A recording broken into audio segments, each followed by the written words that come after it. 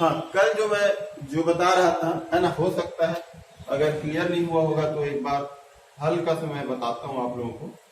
ये आपका मैं बताया था, ये भौगोलिक जो है उत्तरी ध्रुव है और ये भौगोलिक जो है दक्षिणी ध्रुव है। भौगोलिक जो है उत्तरी ध्रुव और ये भौगोलिक जो है दक्षिणी ध्रुव, इनको मिलाने वाली जो रेखा है उसको कहा जाता है भौगोलिक जो है अक्ष कहा जाता है, भौगोलिक अक्ष। अब जो है ये आपका जो है ये चुंबकी जो है उत्तरी ध्रुव है और ये चुंबकी जो है दक्षिणी ध्रुव है। इसको चुंबकी उत्तरी और चुंबकी दक्षिणी क्यों बोल रहे हैं? क्योंकि जब चुंबक को स्वतंत्रता पूर्वक लटकाते हैं तो चुंबक उत्तर दक्षिण दिशा में ठहरता है। तो चुंबक का जो उत्तर दिशा है वो इधर शो करता है और दक्षिण दिशा जो इधर शो करता है ना। लेकिन हमारे पृथ्वी का जो उत्तरी जो ध्रुव है वो यहाँ पर है और दक्षिणी ध्रुव जो है यहाँ पर है। ठीक है, मतलब ये दोनों जो अक्ष जो है एक दूसरे के संपाती नहीं है, बल्कि जो है इसके बीच में जो है 11.3 डिग्री का जो है अंतर है। ठीक है, हाँ लियो आप।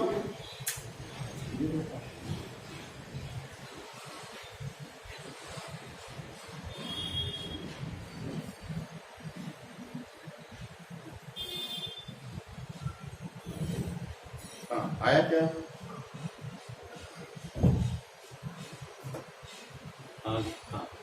हाँ, इनके बीच जो है 11.3 डिग्री का जो है अंतर है, ये मैं बता रहा था। ठीक है, अब इसके बाद जो कल जो मैं लास्ट में जो बता रहा था, हो सकता है उस समय जो है टाइम अप हो गया रहा होगा, तो मैं ये बता रहा था कि यहाँ से जो है चुंबकीय पर रेखाएं जो है यहाँ से जो है प्रवेश करती है। ठीक है, और यहाँ से उत्तरी जो है ध्रुव, चुंबक का जो है उत्तरी ध्रुव से और दक्षिणी ध्रुव से जो है बाहर निकलती है। ठीक है, जबकि हम जानते हैं कि ये जो चुंबक है तो चुंबक का जो है उत्तरी ध्रुव से जो है बल रेखाएं जो है बाहर की ओर निकलती है। ठीक है, और चुंबक के अंदर जो है दक्षिणी ध्रुव से उत्तरी ध्रुव की ओर जो है बल रेखाएं जाती है। लेकिन यहाँ पे उल्टा हो रहा है, ये उत्तरी ध्रुव है और ये दक्षिणी ध्रुव है और बल रेखा जो चुंबक के अंदर जो है उत्तरी ध्रुव से दक्षिणी ध्रुव की ओर जा रही है, और जबकि चुंबक के बाहर जो है ये आपका जो है दक्षिणी ध्रुव से उत्तरी ध्रुव की ओर जा रही है। जबकि ये क्या है, थोड़ा सा अलग, विपरीत नहीं हो रहा है, विपरीत हो रहा है ये। ठीक है, ये क्या हो रहा है, विपरीत हो रहा है। तो विपरीत नहीं होना चाहिए, तो नहीं होना चाहिए, तो इसका मतलब क्या है, पृथ्वी के अंदर जो है एक बड़ा जो है दंड चुंबक मान के चलो, एक बड़ा दंड चुंबक होगा और उस दंड चुंबक का जो है दक्षिणी ध्रुव इस साइड होगा, दक्षिणी ध्रुव जो है इस तरफ होगा और उत्तरी ध्रुव जो है इस तरफ होगा। इसी कारण से जो है इधर जो है भू चुंबकी जो उत्तरी ध्रुव है वो दक्षिणी ध्रुव की भांति व्यवहार कर रहा है। ठीक है, और भू चुंबकी दक्षिणी ध्रुव जो है वो उत्तरी ध्रुव की भांति जो है व्यवहार कर रहा है। क्लियर, समझ में आया कि नहीं है यहां तक? ठीक है, तो ये है, यहां आया कि नहीं आया जी, बताइए। हाँ हाँ,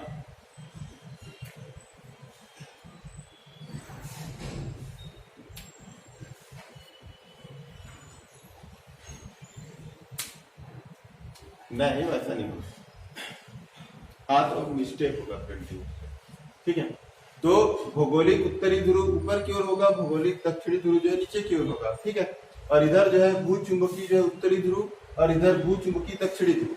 तो इसको उत्तरी इसको दक्षिणी क्यों बोल रहे हैं? क्योंकि चुंबक को जब लटकाओगे तो वो किधर दिखाई देगा, जैसे मैं चुंबक को यहाँ पे लटका दिया तो ये इधर नॉर्थ दिखाई देगा, इधर साउथ दिखाई देगा, इसीलिए इसको जो उत्तरी ध्रुव इसको दक्षिणी ध्रुव बोल रहे हैं। समझ में आ गया कि नहीं आया यहां तक? अब दूसरा चीज देखो, अब मैं दूसरा चीज बता रहा हूं ना, ये हो गया पहला। अब दूसरा चीज मैं ये बता रहा हूं कि ये वाला जो ध्रुव है, ये वाला ध्रुव, ये चुंबकीय उत्तरी ध्रुव इसको बोलते हैं, लेकिन ये दक्षिणी ध्रुव की भांति व्यवहार कर रहा है। और दक्षिणी ध्रुव की भांति व्यवहार कर रहा है तो क्यों कर रहा होगा ये? क्योंकि पृथ्वी के अंदर एक बड़ा जो है दंड चुंबक अंदर जो है गड़ा है, मान के चलो।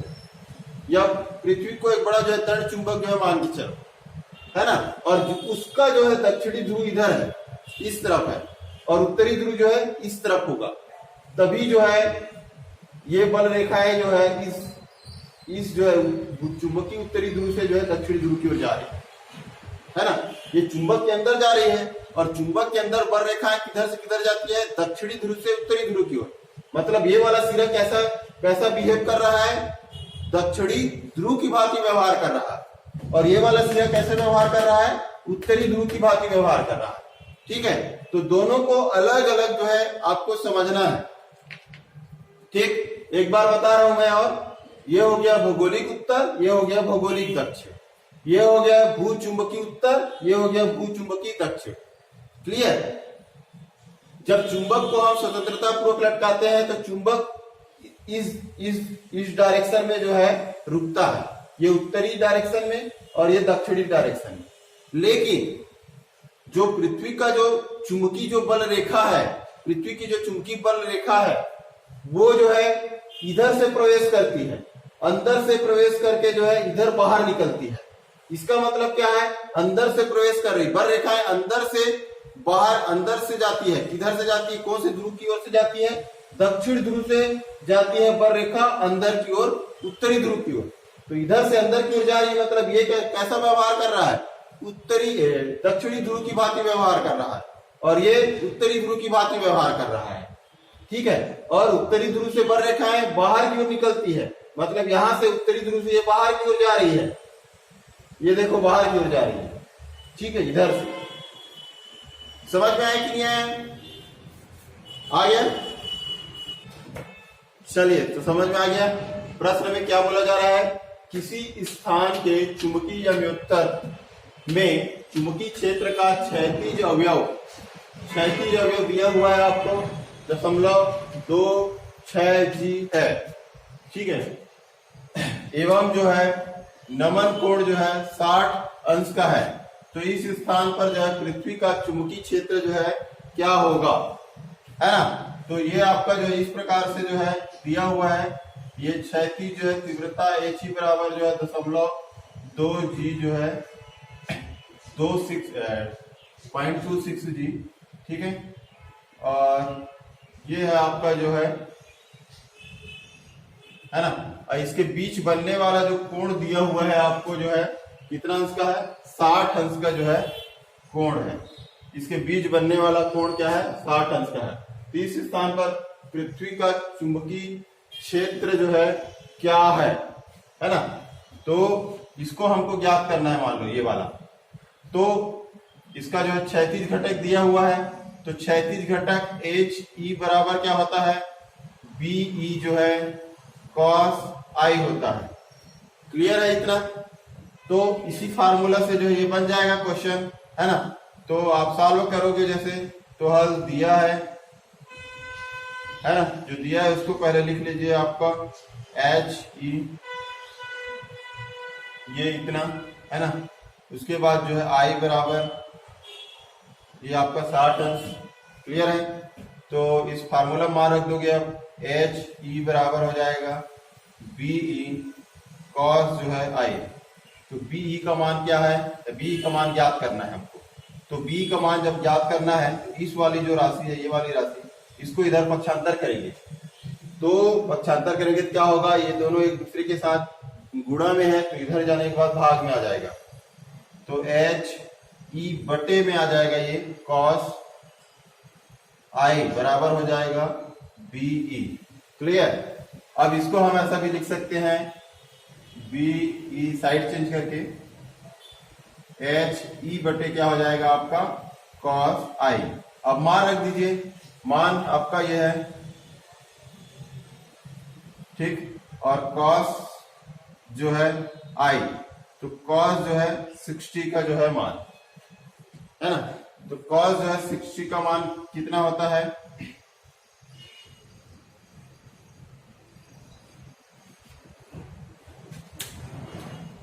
cos 60 का मान कितना होता है,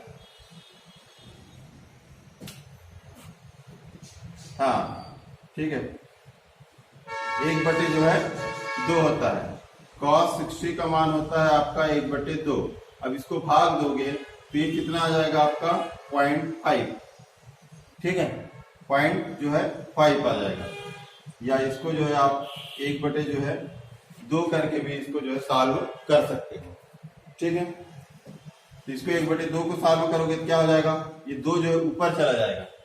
ऊपर चला जाएगा मतलब 0.26 क्रॉस क्या हो जाएगा 2। ये हो जाएगा 6 दूनी 12, 2 दूनी 4 और 1 कितना हो जाएगा 5। तो ये आ जाएगा आपका जो है आंसर। BE बराबर जो है इतना जो है आंसर आ जाएगा। ठीक, ये समझ में आया कि नहीं है ना। तो जो प्रश्न में जो दिया है उसको पहले जो है लिख लीजिए, उसके बाद जो है उससे समझ में आ जाता है कि कौन सा जो है फार्मूला जो यूज होगा, है ना। तो इसमें H दिया हुआ है, I दिया हुआ है, इस वाले फार्मूला को लगाएंगे तो ये क्या इसका जो है मतलब कि मान जो है निकल आएगा, है ना। तो बस यही फार्मूला जो यूज किए हैं। बाकी जो है हाँ, आपको जो है इसका भी मान आपको याद होना चाहिए, cos 60 का मान। ठीक है, तो ये टेबल जो है उसको जो याद कर लेना, है ना। ये तो काम तो आते ही रहता है। तो cos जो है 60 का मान होता है 1/2। ठीक है, और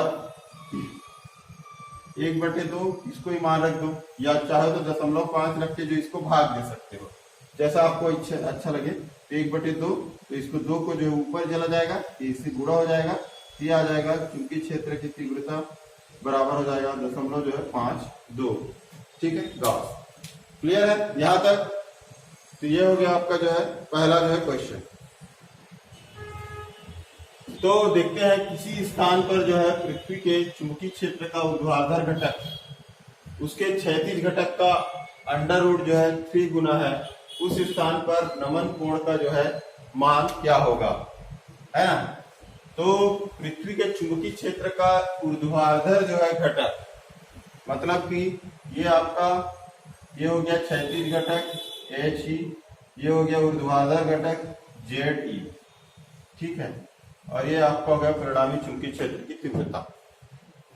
अब इसमें जो है ऊर्ध्वाधर, हाँ क्या बोला जा रहा है, चुंबकीय क्षेत्र का ऊर्ध्वाधर घटक उसके क्षैतिज घटक का अंडर जो है 3 गुना है। ठीक है, अंडर 3 गुना है। तो यहाँ पर क्षैतिज घटक क्या है, HE है। तो ऊर्ध्वाधर घटक जो है क्षैतिज घटक का अंडर 3 गुना है, मतलब ये क्या हो जाएगा अंडर 3 HE हो जाएगा। क्लियर है। तो उस स्थान पर नमन कोण का मान ज्ञात कीजिए, मतलब यहाँ पे बनने वाला जो कोण I का जो है मान हमको जो है ज्ञात करना है। ठीक है, तो चलिए सॉल्व कर देते हैं। हल दिया है, ठीक दिया है, या प्रश्न अनुसार आपका जो है क्षैतिज घटक जो है HE, तो ऊर्ध्वाधर घटक जो है ऊर्ध्वाधर घटक, है ना, माना जो है क्षैतिज घटक जो है HE है, तो ऊर्ध्वाधर घटक ZE बराबर क्या हो जाएगा अंडर 3 जो है HE हो जाएगा। ठीक, और नमन कोण जो है I बराबर जो है क्वेश्चन मार्क, I बराबर क्या है क्वेश्चन मार्क। तो I का मान ज्ञात करेंगे। तो अब हम 10 I बराबर जो फार्मूला जो है आपका ZE बटे क्या होता है HE, इस वाले फार्मूला में जो है मान रख देंगे। तो मान रखेंगे तो क्या हो जाएगा, ये 10I बराबर हो जाएगा ZE का मान। ZE का मान क्या है, ये है अंडर 3 HE बटे क्या है HE। तो HE और HE कट जाएगा तो बचेगा क्या, 10I बराबर बच जाएगा अंडर जो है 3। ठीक है, 10I बराबर क्या बचेगा अंडर 3। अभी अंडर 3 जो है 10 के जो है कितने अंश का मान है,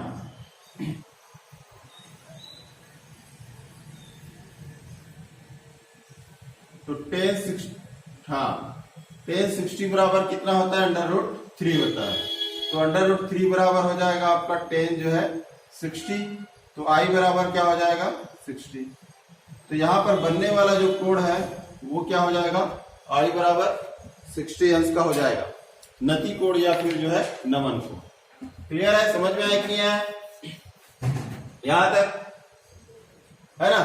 तो जो क्वेश्चन है उतना जो कठिन नहीं है ना, आपको बस ये फार्मूला जो है का जो फार्मूला याद रखना है आपको, और फार्मूला भी जो है ज्यादा कठिन नहीं है ना। एक बार जो है इसमें से 10 निकालना है, और एक बार जो है आपको 10 का मान निकालोगे तो एच बटे जेड बचे जो है इतना आ जाएगा, है कि नहीं। तो फार्मूला जो है ज्यादा कुछ कठिन नहीं है, और एक बार इसका जो वर्ग करना है। क्लियर है, चलिए तो स्क्रीनशॉट ले लीजिए, फिर मैं आगे बताता हूं। हो गया क्या स्क्रीनशॉट? हेलो, हाँ चलिए, हाँ इसको मैं आपको जो है एक सिंपल वे में जो है बताता हूं, है ना। अभी जो बताया हूं मैं, इसको जो है याद रखना। याद कैसे रखोगे आप? याद रखने के लिए भी अगर आप इसको जो है ऐसे मिला दो, इसको जो है ऐसे मिला दो, है ना, ये इस प्रकार, तो ये क्या बन गया, एक समकोण जो है त्रिभुज बन गया। समकोण त्रिभुज बना कि नहीं बना? यहां पे बनने वाला जो है कोण, अब इसके सामने वाला जो कोण ये है, ये क्या है, लंब है। लंब मतलब ऊर्ध्वाधर, ठीक है। और इसकी लंबाई जो है आपका जेड के बराबर होगा, ये मान लो जेड ई, और ये आपका जो है एच ई। यहाँ पे बनने वाला कोण आई है। तो समकोण त्रिभुज में का फार्मूला लगाओगे, जैसे टेन आई, टेन थीटा बराबर क्या होता है, टेन थीटा बराबर लंब बटे आधार। तो यहाँ पर थीटा के स्थान पर क्या आई है, वाई लिख देंगे। तो लंब बटे आधार, तो लंब क्या है, जेड ई है, और आधार क्या है, एच ई है। तो ये हो गया, है ना। तो ये आसानी के साथ याद रखा जा सकता है। दूसरा चीज ये है, अगर मान लेते हैं आपको, अगर यहां पे थीटा कोण अगर बनाओगे, मान लो इसको थीटा मान के चलोगे, और इसको एच अगर मान लिए और इसको वी मान रहे हो, है ना, जैसे पुराने बुक में दिया हुआ था, है ना, ऊर्ध्वाधर घटक को वी लिए थे और क्षैतिज घटक को एच जो है लिया गया था। तो ये भी हो जाएगा वी। तो मतलब इसके आधार पे क्या बन जाएगा, टेन थीटा बराबर बन जाएगा आपका v बटे जो है h, ठीक है। अब सेकंड जो संबंध में निकाला था उसमें क्या करना है, इसी में जो है पाइथागोरस जो है प्रमेय लगाना है। ये आपका जो है v है ना। अच्छा, पुराने बुक में इसको जो है आई दिया हुआ था, आई दिया हुआ था, है ना। तो अभी फिलहाल आई मत लिखो, इसको बी ही रहने दो, ये है। अब इसमें जो है दूसरा जो संबंध आपको निकालना है वो क्या होगा, पाइथागोरस प्रमेय इसमें लगाओगे तो दूसरा संबंध निकल जाएगा। पाइथागोरस प्रमेय क्या कहता है भाई, पाइथागोरस प्रमेय क्या कहता है, कर्ण का वर्ग बराबर लंब का वर्ग प्लस क्या होते हैं, आधार का वर्ग। कर्ण का वर्ग, कर्ण मतलब ये, इसका वर्ग ये कितना है, b है, तो b का वर्ग बराबर लंब का वर्ग, लंब मतलब ये v स्क्वायर प्लस आधार का वर्ग, आधार मतलब h, ये हो जाएगा आपका ये। तो सेकंड जो संबंध हम निकाले थे वो ये है, b का स्क्वायर इतना इतना, है ना। अब इसको जैसे इसमें e लगा दो और इसको मान लो जेड ई कर दो, इसको बी ई कर दो, तो उस आधार पे आप जो है इसको जो है चेंज कर सकते हो, ठीक है। तो ये इसको जो है एकदम याद करने की आवश्यकता नहीं है, ये आपको इस वाला जो है इसको देखकर ही जो है इस डायग्राम को देखकर ही आप जो है बता सकते हो कि टेन आई का मान जो है क्या होगा, है ना। और पाइथागोरस प्रमेय लगाएंगे तो ये मान जो है क्या आएगा। क्लियर है यहाँ तक? चलिए